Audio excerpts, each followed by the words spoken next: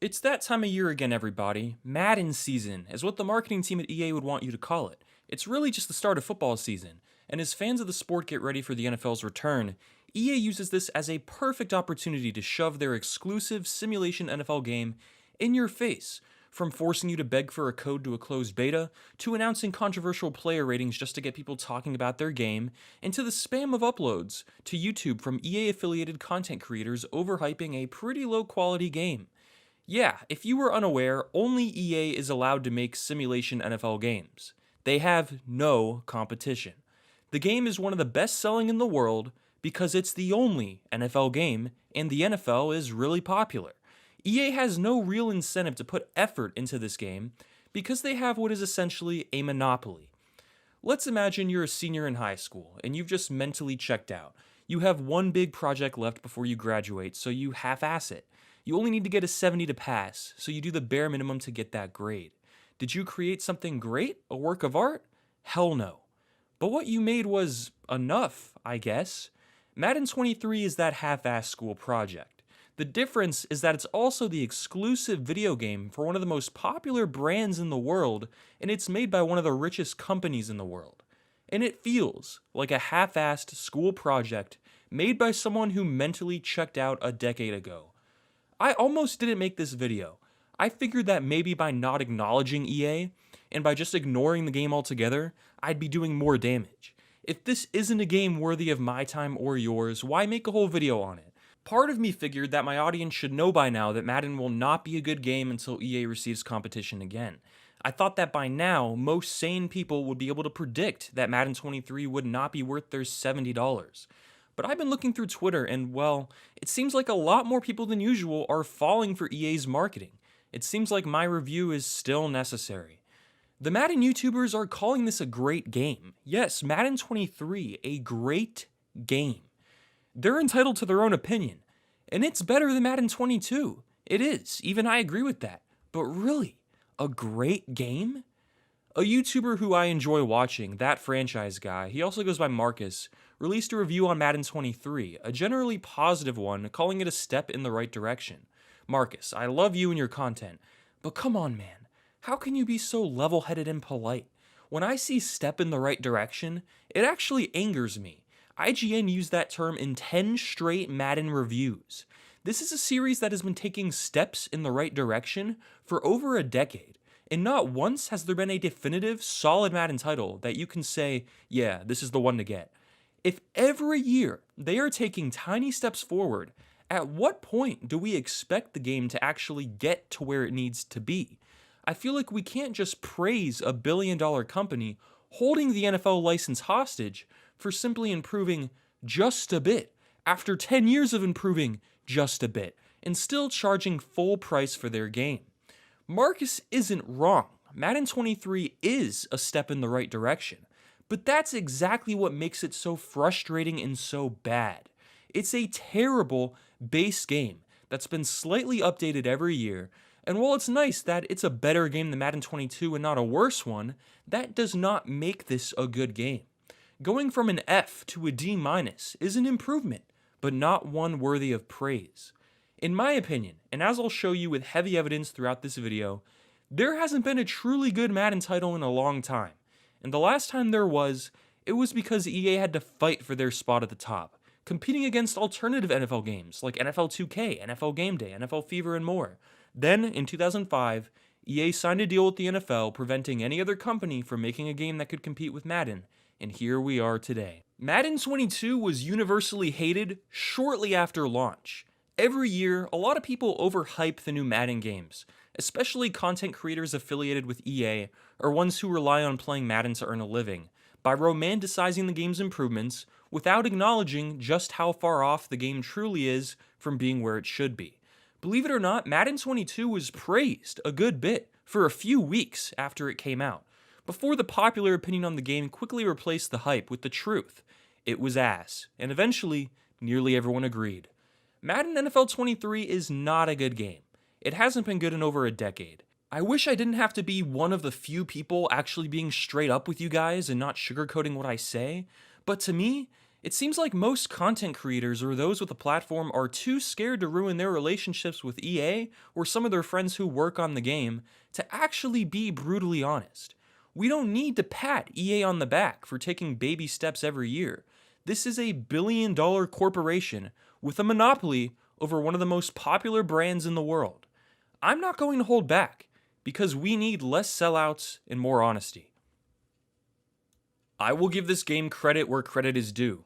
Gameplay has some legitimate improvements this year, making the game much more fun to play compared to Madden 22. Field sense is the buzzword EA used this year, and while most of it is just marketing talk, there is some new stuff here. The new tackling system is the most noticeable improvement. Instead of seeing the same 7 tackle animations every game, and being able to predict the outcome of a play based on what animation is getting triggered, the game has a new, more physics-based tackling and collision system. It's not as nice as Backbreaker's Euphoria engine tackling system from 2010, and it's less of a true physics-based system and more of a branching animation system, but the result is less predictable gameplay and a greater feeling of user control. This leads to a much better online competitive game, adding a skill gap that hasn't really been there in previous years. It's not amazing or perfect or Backbreaker, but it's a lot better than it has been. However, after spending some time with the game, I started to see some recurring animations and that new fresh feeling started to wear off. I eventually started feeling like I was playing Madden 22 again, only with a slight patch. Throwing the ball has seen some changes, now with a new passing system which gives you more control over where you place the pass. It's honestly not that different from what you normally see. You aim your pass with the stick as always, just with a bit more control over the arc power and placement of the pass. While ball trajectory overall is still way lower than it should be, and defenders can still intercept nearly anything in the most glitchy ways possible, it is a step forward for the game, further adding to that skill gap I mentioned previously. It's clear that with gameplay, EA is catering to the Ultimate Team online competitive crowd because that's the game mode with microtransactions, that's what makes them money. If that sounds like you, then you'll have probably a decent time with this game, because you probably don't care about all the other little stuff EA misses the mark with. If you're more of an offline player, however, or someone looking for a true NFL simulation, or someone looking for something fresh and different for once, well, you're out of luck because the positives end here. Pass rush is more realistic in the sense that elite edge rushers actually get constant pressure on you. However, that's mostly because the blocking AI in this game is horrendous. No one knows how to block. Madden games from the PS2 seem to have more consistent blocking. Players are still warping into each other. Passes will still be thrown straight to a defender 10 yards away from the target receiver. Jump balls nearly always still favor the defensive back. Defenders will make plays despite their heads being turned completely. Fumbles and interceptions are still way too frequent because this game is catered to online competitive play and is not meant to be an NFL simulation, despite being the exclusive simulation NFL game. Basically, the gameplay of Madden 22 is still here. The tackling is improved, and there's more control over how you throw the ball, but in between the tackles and after the catch, it's the exact same game. It's still really rough and annoying to play, just less so than last year. As we'll get into later on, it's full of bugs, glitches, horrible presentation and commentary, and so much more. Player movement is advertised as new, called 360 cuts this year. How is this any different from real player motion in Madden 19 or whatever they've been calling it the last few years? I have no idea. You can cut with just the stick by quickly changing direction. It's just marketing speak, because this is what we've had for years, just slightly tuned and tweaked, just like every single other feature in Madden. Here's some footage of the tackling in Backbreaker, a game from 2010. Notice how far ahead it looks compared to Madden 23. Here's some footage of All Pro Football 2K8, 2K's last football game. This is the classic comparison I always use. It still, to this day, looks better than Madden in everything but graphical fidelity. While gameplay is still a mess, it's actually the highlight of Madden 23 because it's at least better than previous years. If you hated the gameplay of Madden 22, you'll hate most of Madden 23's gameplay, but it'll feel a bit better, a bit more like you're in control. It'll feel a bit less cheesy and scripted. Keyword here is a bit. This is why some people are praising the game or calling it a step in the right direction, because EA finally made 2 tweaks to gameplay. This is what Twitter is raving about. Let's see who's still raving about Madden 23 in a month. To really highlight just how far behind EA is with franchise mode, here's what NBA 2K is adding to their mode this year. Eras you can start in, from the 80s to the 90s to the 2000s to the 2010s, all with unique CPU gameplay styles, team logos, uniforms, rosters, even presentation, with retro scoreboards and filters based on that era. Teams will auto-relocate to where they would in real life, such as the Supersonics moving to Oklahoma City, although you can customize, reject, or change any of these moves. Every era has its own menu presentation, finance, scale, gameplay and playbooks, dynamic shorts length, referee evolution throughout the eras, and so much more. This is all from one small addition, of many, to 2K's franchise mode MyNBA. You could expect EA to do something similar in Madden 45, considering NBA 2K games from over a decade ago have a deeper franchise mode than Madden 23. Even older Maddens, like Madden 07 on the PS2, have deeper franchise modes than Madden 23, and by a lot. So, what has EA added to their franchise mode this year? The mode that needs the most attention and is so far behind the 8 ball. The only simulation NFL mode in the only simulation NFL game. Well, there's a visual overhaul to the menus, just like there is every year. Wow, crazy stuff. Now in free agency, there is something called active negotiations, where you get periods of time you can use to offer up to 5 players a contract, simulating the real-time frenzy of free agency. However, this is nothing new, and instead simply a half-assed version of Madden 12's free agency. Well, EA also added a player interest bar called Player Motivations to free agents. Oh wait, that was in Madden 15, so again, nothing new, just recycled older features in a mode that needs a lot more than that. What about player tags? Just a cosmetic label for most players, a half-assed version of player roles in Madden 07. So, what's new here exactly? Nothing. Franchise is more untouched than it's been in the last few years. Now keep in mind, I have no issue with EA bringing back older features they removed. The issue is that there are over 70 features that used to be in Madden games that no longer are. So adding back 2 or 3 in a half-assed way and then calling it a year is pretty lame, especially when compared to what 2K is doing. How can EA be innovating their game if they can't even match the depth of Madden 08? Yes, relocation teams are the same. All the annoyances I have with this mode every year are still present. Contracts can't be longer than 7 years, so Mahomes' contract doesn't exist in the exclusive simulation NFL video game. Playoff stats are not tracked, simulated stats make no sense. We asked for better scouting and coordinators. EA half-assed it in the worst possible way last year. This year it's about the same. I miss the old scouting, which was incredibly bare bones. Oh, remember these faces used for created players or draft classes? They are, yet again, the same. You can only use the true created player system for face of the franchise mode. There is no training camp, no real offseason, no compensatory picks or waiver wire or anything you'd expect if you follow the NFL. It's just a mess of a mode, with all the same issues it's had for years, because EA has no idea what they are doing. Ever since Madden 13, they've been building upon the same base game, slowly adding feature by feature every year, only to cause more bugs, glitches, and further messing up the game, when all they need to do is start fresh and build Madden the right way. But no, let's take the base code of Madden that everybody hates, slap some band-aids on it every year, and call it a game.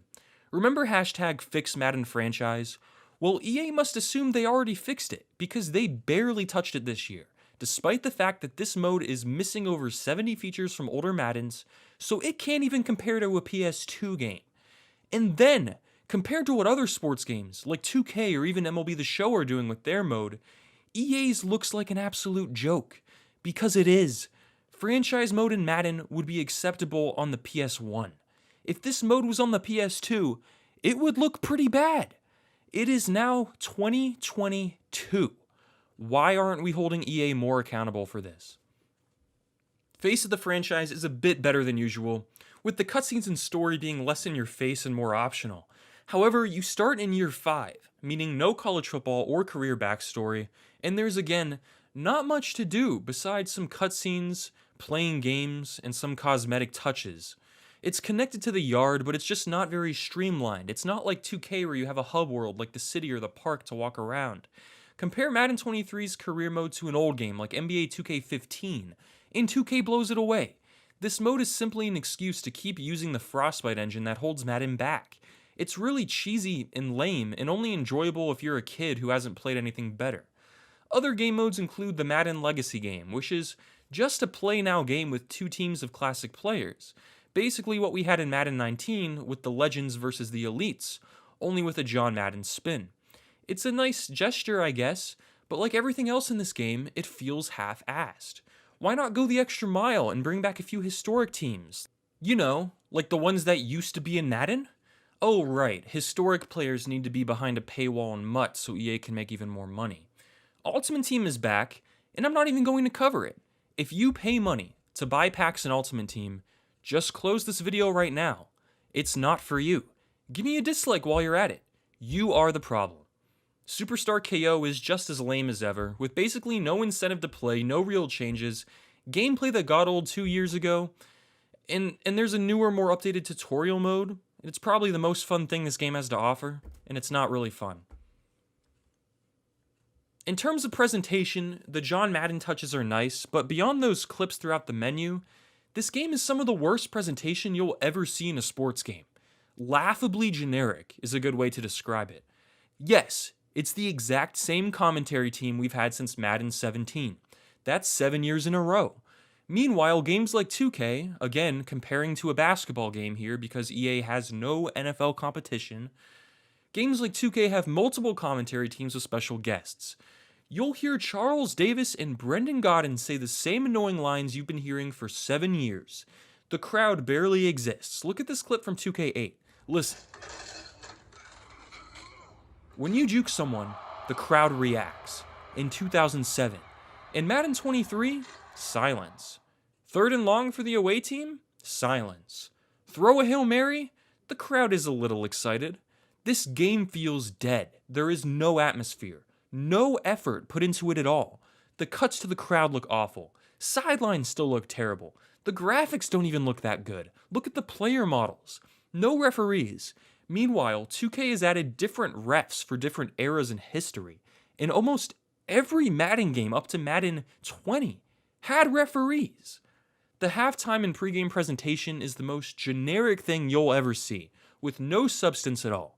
From the underwhelming stock music to the generic camera shots to the horrible commentary, this is one of the worst sports games ever in terms of presentation.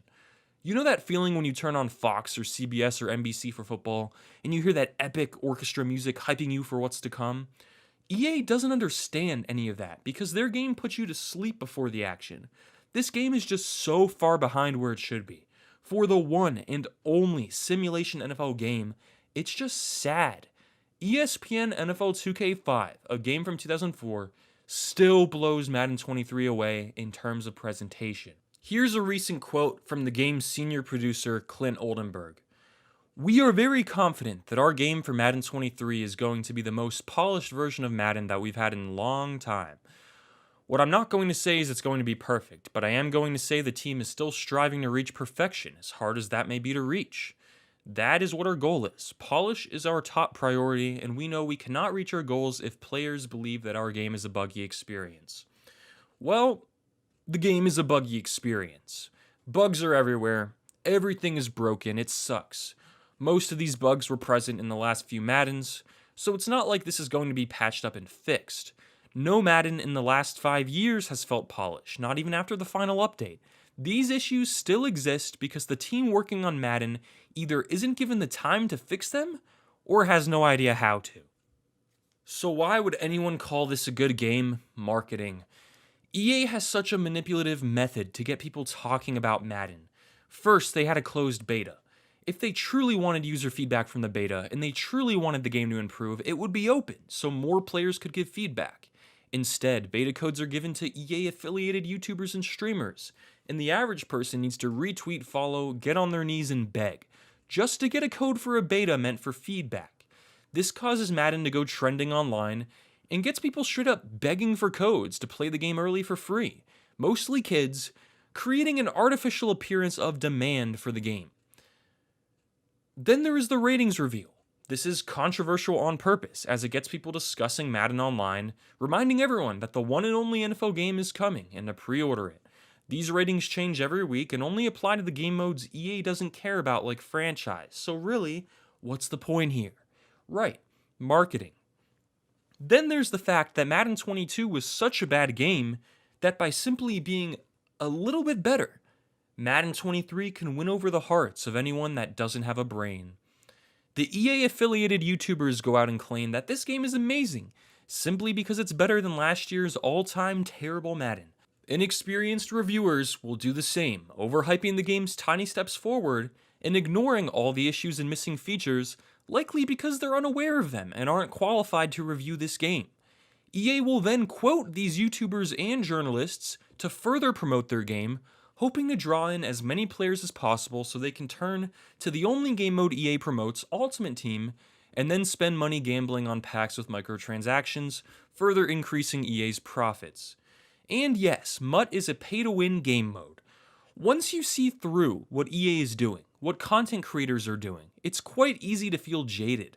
EA and also the NFL look at the average fan as an idiot who will buy anything with their logo on it.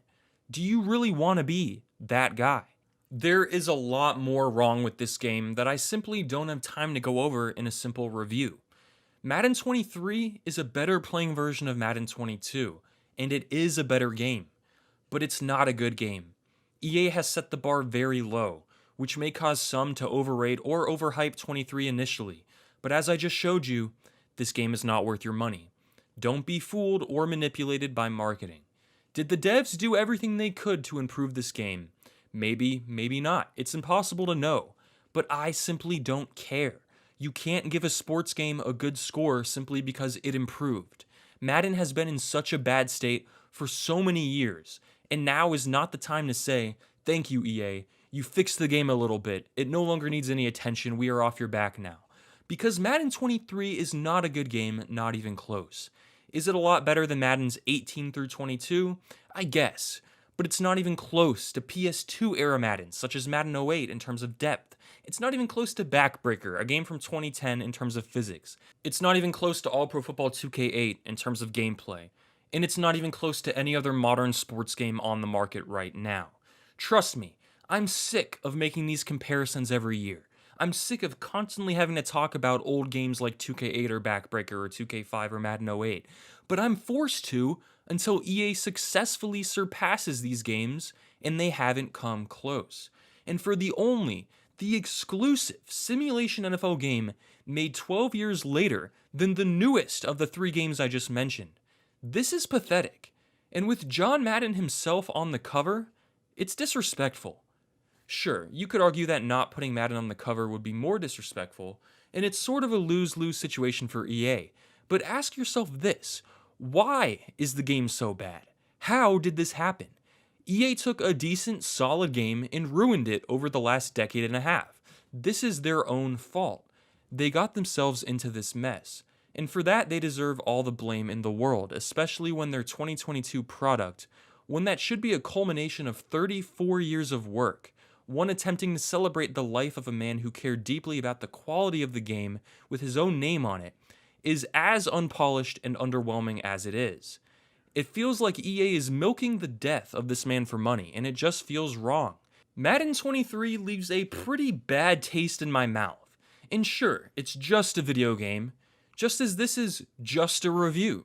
This isn't the end of the world, or the worst thing to happen. I'm not crying about it, but it does suck. And the fall of the Madden series has a lot of striking parallels to larger issues in our current world. If you hated Madden 22 and most of the other recent Maddens, you'll hate this game too, because it's simply not different enough, and that's EA's fault. Instead of buying it this year just to complain about it, why not save your money? You don't have to buy this. No one is making you. Just because something is an improvement, that doesn't automatically make it good. A good game stands on its own.